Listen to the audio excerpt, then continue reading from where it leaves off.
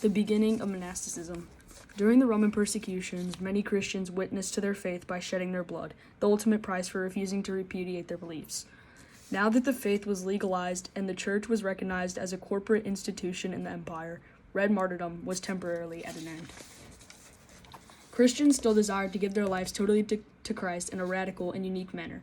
However, so a lifestyle of self-sacrifice and reunification developed in the form of monasticism, a word derived from the Greek monaskos, meaning solitary.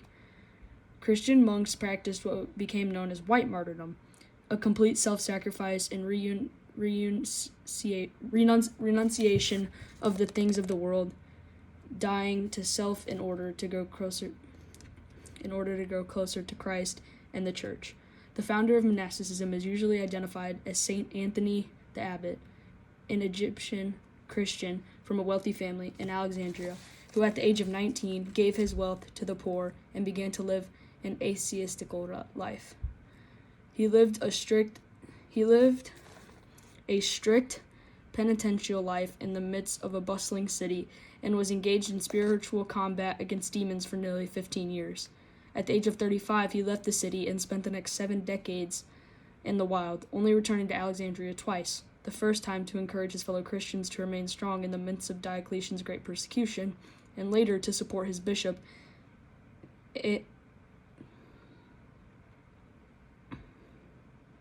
Athanasius, in a fight against the Iranians.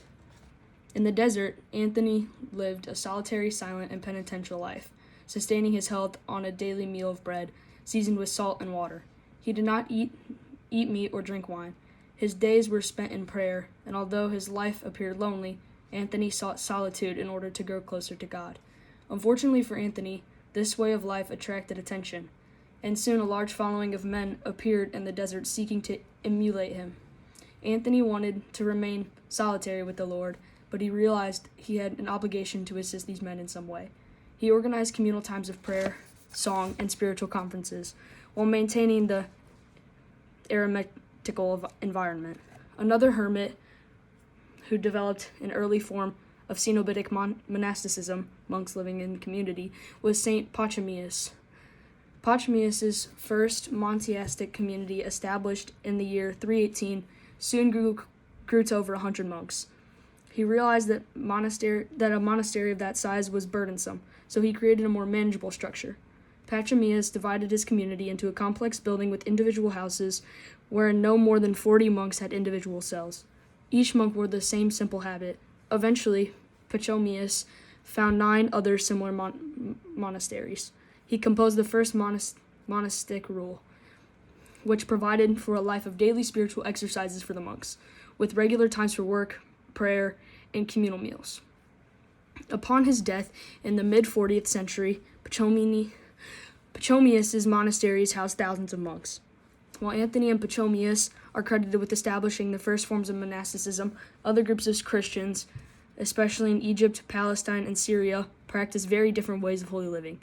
There arose some monastic extremists, including such groups as the Dendrites, from the Greek dendron, meaning tree, who escaped the world by living in trees and practiced extreme forms of asceticism.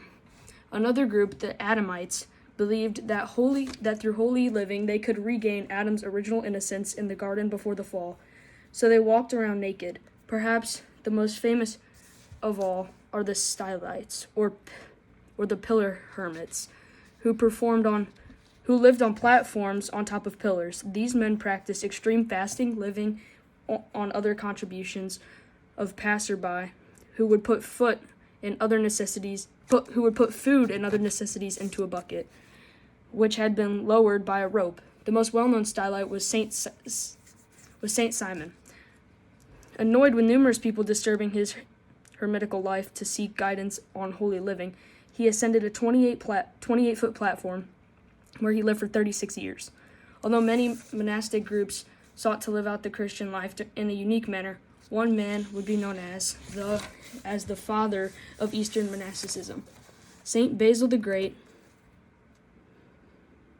Basil came from a holy family. His grandfather had been martyred, and his grandmother, parents, and siblings are also saints. One of his brothers was also a church father and extraordinary theologian, St. Gregory of Nyssa. Despite the sanctity of his family, Basil embraced the world in his early life. Undoubtedly, the prayers of his parents brought about his eventual complete conversion. Basil dedicated his life to God by becoming a monk, which he believed would help him fulfill the Christian vocation to embrace likeness to God as far as possible. Basil wanted to live the monastic life with all excellence, since mediocrity brings the Christian faith into discredit. So he founded a new community of monks whose lives were governed by one rule, so that they all could pursue holiness in a common life. Basil's rule contributed two important developments to monasticism: the novitiate and organized community life. Basil recognized that new members who wished to join the monastic community should undergo a period of testing and initiation to determine if the monastic life suited them, and if they truly belonged in the community. If a novice was not able to live peacefully in accordance with the rule, then he was not allowed to permanently join the group. Basil wanted the monks to be in communion, rather than remaining a group of desperate hermits who occasionally gathered for certain times or events. He restricted the number of monks living in community to no more than 40 and created a life centered on a spirit of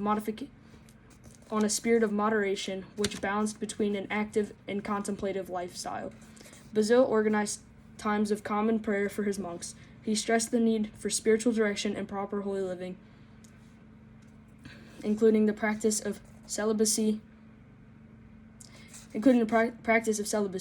He emphasized living in a simple life of moderate food consumption and wearing no ostentatious clothing.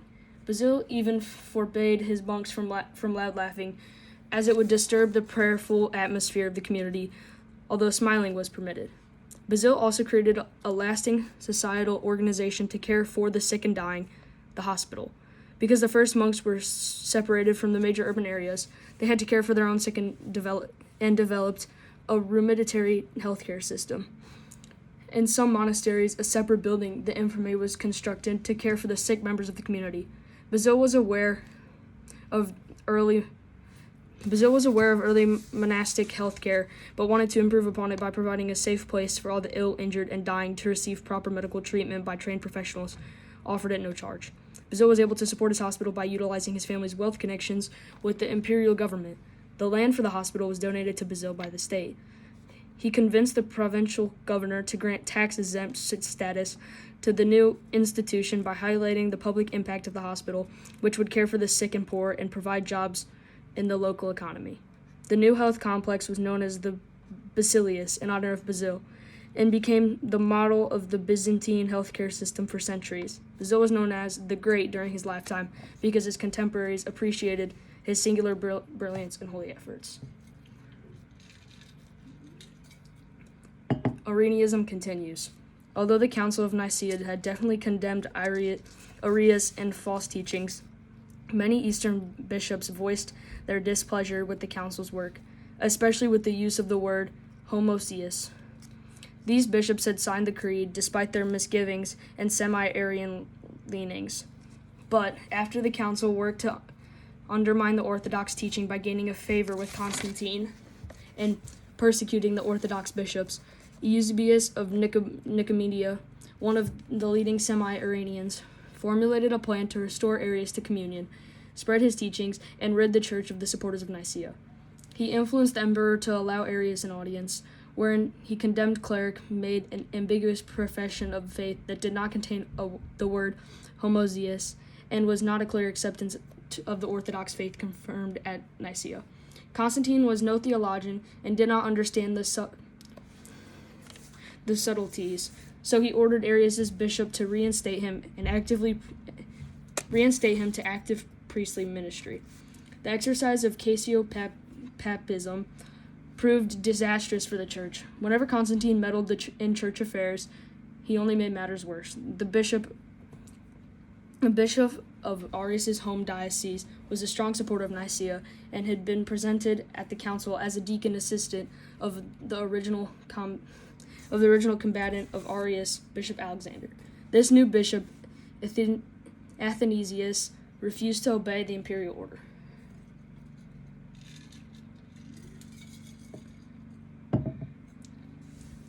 Athanasius, defender of the orthodoxy. More than likely, the young bishop of Alexandria never dreamed that one day he would be alone against his brother bishops in the fight to preserve Nicene orthodoxy in the East. Happily, Athanasius possessed the mind and fortitude to tangle with the impious Iranians. He was a talented theologian, known for his treatise on the Incarnation, in which he wrote that God was made man so that we might be made God. The red-headed, blue-eyed bishop loved the people of his diocese immensely, and as a result of the Iranian conflict, would suffer much for them. Eusebius of Nicomedia planned to attack the Nicene bishops by pursuing Constantine to dispose them for secular reasons. The Arians accused Athanasius of committing murder and sorcery, concocting a bizarre plot around Bishop Irenaeus. The Arians whisked Arsenius into hiding. They accused Athanasius of killing Arsenius and mutilating the body by cutting off his right hand, which they said he would use in acts of sorcery. The Arians went so far as to produce a blackened, mummified hand as proof. Athanasius became aware of the Arian plot when his friend, Governor Archelaus, found Arsenius hiding in Tyre. Archelaus arrested Arsenius secretly so that Arians could be denounced in a public setting. The local council of Tyre in 335 provided such a venue. The emperor was present to celebrate his 13th anniversary of imperial ascension and the 10th anniversary of the Council of Nicaea. Among the conciliar business was the trial of Athanasius, who was present to answer the charges of the Arians. The mummified hand was presented as proof of Athanasius's nefarious conduct. However, unbeknownst to the Arians, Athanasius and his supporters had brought Arsenius to the council disguised in a cloak. After the charges against Athanasius were presented, he was allowed to make a defense. The embedded bishop of Alexandria asked his brother bishops if they knew Arsenius and would recognize him. When the assembly murmured agreement, Athanasius brought the cloaked figure before them, uncovered his head, and said, "Is this the right Arsenius? Is this the man I murdered? Is this the man who I mutilated after his murder by cutting off his hand?" Athanasius then pulled off the cloak completely from Arsenius, pointed to the man's two intact hands, and said to the Arians, "Let no one seek for a third hand, for man has received 2 hands from the Creator and no more." The Arians were incensed that their plan against Athanasius had backfired. They rushed down to the Alexandrian prelate, screaming, spitting, and calling him possessed by the devil. They threatened Athanasius with bodily harm, but imperial officials escorted him out of the room. The Arian bishops then condemned and disposed of him. As a result, Athanasius was forced into his first of 5 total exiles by numerous empires, beginning with Constantine. For his adherence to the Orthodox faith, he spent his exiles, which spanned nearly half of his time as a bishop of Alexandria, in Gaul, Rome, and the Egyptian desert. Most of the laity in the East remained faithful, as did the monks, but Athanasius was almost alone among the Eastern episcopacy in maintaining the Nicene faith. Athanasius' efforts earned him the moniker defender of orthodoxy, and in all of church history, few more gifted men have ever lived. The end of the heretic and the emperor. A year after Athanasius' exile to Gaul, Arius was in Constantinople and felt the urge to go to the bathroom. He left his attendant servant outside the public facility, but the servant soon heard the shouting and screaming. He ran into the restroom and saw Arius dead on the ground, surrounded by his entrails. The Orthodox supporters of Nicaea took the death of Arius in the capital city as a sign. Even Constantine is reported to have looked upon this event as significant proof of the Nicene doctrine. Unfortunately, Arius' death did not end belief in his teachings, and even the emperor's newfound orthodoxy would not prove decisive. The following year, the emperor became gravely ill. Now in his 60s, after a lifetime of ruling the Roman Empire, Constantine decided it was time. The time was right to receive baptism. He went to confession and traveled to Nicomedia, where he was baptized by the Arian sympathizer Eusebius in the Nicomedia. He was baptized by the Iranian sympathizer Eusebius of Nicomedia, becoming the first Roman emperor to receive the sacraments of initiation in the Catholic Church. He refused to discard of his white baptism gown, never again wearing the imperial purple. This man, who has witnessed the miracle of the cross on his way to the Milvian Bridge, who had favored and legalized the Catholic Church in the Roman Empire, passed to his eternal reward on Pentecost Sunday 337. At the time of the Battle of the Milvian Bridge in 312, Christians numbered only 9 million, 15% of the total imperial population. At the time of Constantine's death, Christians comprised 30% of the population. The Senate declared Constantine divine, and the last time that honor was bestowed on an empire.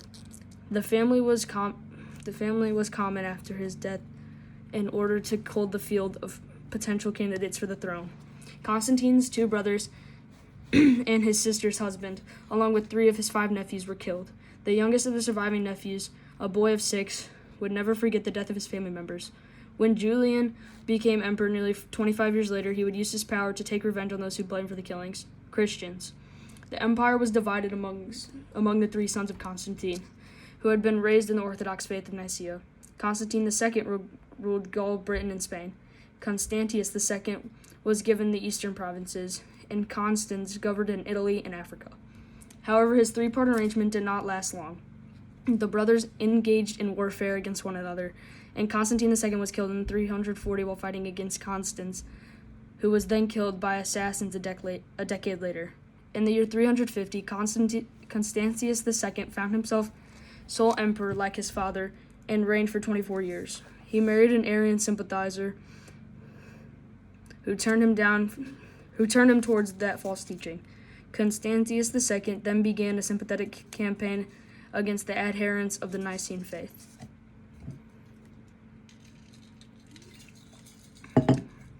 Persecution of the Orthodox. Constantius II, like his father, desired unity in the empire, and he pursued that end by persecuting bishops who supported Nicaea so that Arianism could unite the church.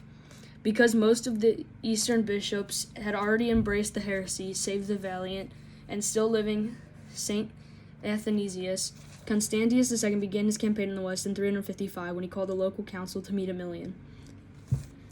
The council was called primarily to force the western bishops to condemn Athanasius and the word homoousios, consubstantial. The emperor ordered the assembled 300 western bishops to sign the condemnation.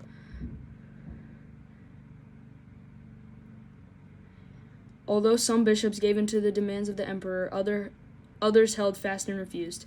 Dionysius, the bishop of Milan, refused to sign, and he was disposed of by the emperor and replaced by an Arian bishop. Hilarius, a deacon who was vocal in his opposition to Arianism, was stripped, tied to a pillar, and flogged. Despite being 100 years old, the venerable Hosius, who had presided at the Nicene proceedings, was arrested and tortured until he signed the condemnation of Athanasius. Vincent de Capua, one of the papal legates in Nicaea, was tricked into signing the condemnation by assurance that Arianism would also be condemned. The Council of Milan was a success for Constantius II. Nearly half of the assembled bishops signed the condemnation of Athanasius, and the bishops who refused were exiled.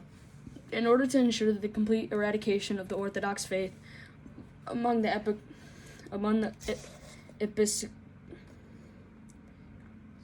episcopacy in the West, Constantius II turned his attention to the Roman pontiff Liberus. The Pope was The Pope was in a precarious position. He initially defended Athanasius, but severe imperial pressure was brought upon him to sign the condemnation. He was bribed with cash, but threw it into the streets because he threw it into the streets. Because he refused to sign, Liberius was seized in the middle of the night by imperial officers and sent to Thrace, while one of his deacons, Felix, was installed as an antipope. In exile, Liberius was threatened with death. After 2 years of overwhelming imperial pressure, he signed the condemnation of Athanasius that rejected both the word homoousios and homoousios. After his signature, Liberius was allowed to return to Rome, where the people, who were likely unaware the pontiff had given in to the emperor, greeted him warmly. Constantius II's persecution of the church brought a scathing written rebuke from the Athanasius, who compared the emperor to the other nefarious enemies of the church, such as Pharaoh of the Book of Exodus, Herod, and Pilate. Athanasius considered Constantius a tool of Satan and a precursor of the Antichrist. Constantius II did not appreciate the criticism.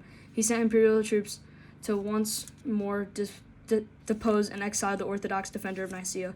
An unqualified man known as George the pork dealer was made Bishop of Alexandria, but the people rejected him and longed for the return of their saintly bishop.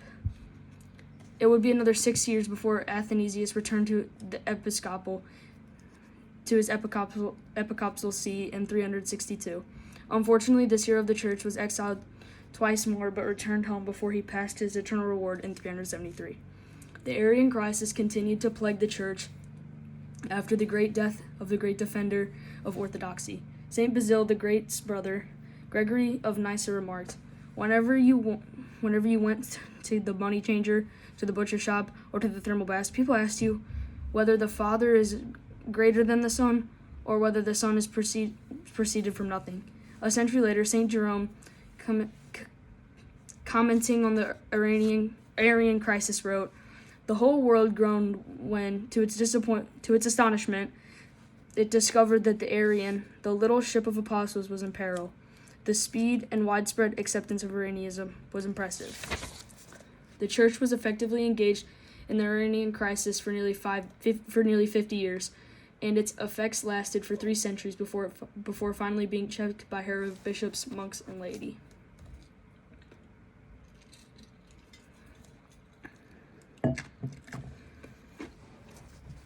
Julian was an angry child. His father, Julius, the half-brother of Constantine, had been murdered upon the emperor's death, along with one of his sons, Julian's half-brother, by Christian members of the imperial household. Another half-brother was executed later in 354. Julian blamed the death of his family members on these Christians, and later said, There are no wild beasts so hostile to mankind as are most Christians in their hatred for each other. Sadly, the violent actions of Christians in Julian's early life produced bitter fruit and persecution for the church. Julian was baptized, but his family adhered to the Arian heresy, which clouded his understanding of the Catholic faith. After the death of his father, Julian was educated in Greek literature by a pagan tutor, who acted as a father figure for the impressionable young boy. Julian grew fond of pagan authors. At the age of 20, he embraced paganism with enthusiasm. Julian's political career began in 355 when Constantius II appointed him Caesar of the West. He also married Constantius' sister Helena the same year.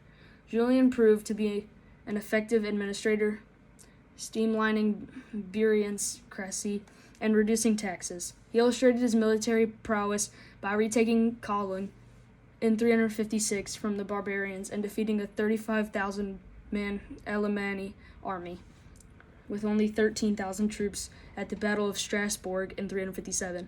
The Persians were causing trouble in the eastern province, so Constantius launched a military campaign. The emperor, concerned about Julius' success, feared that the Caesar might become too powerful. Constantius ordered Julian's western legions to move east to fight the Persians. The intention of the emperor was obvious, and there were troops closer to the eastern provinces who were better rested than Julian's legions in Germania. Julian's men did not appreciate the emperor's punitive orders and rebelled by proclaiming Julian emperor. They made plans to march on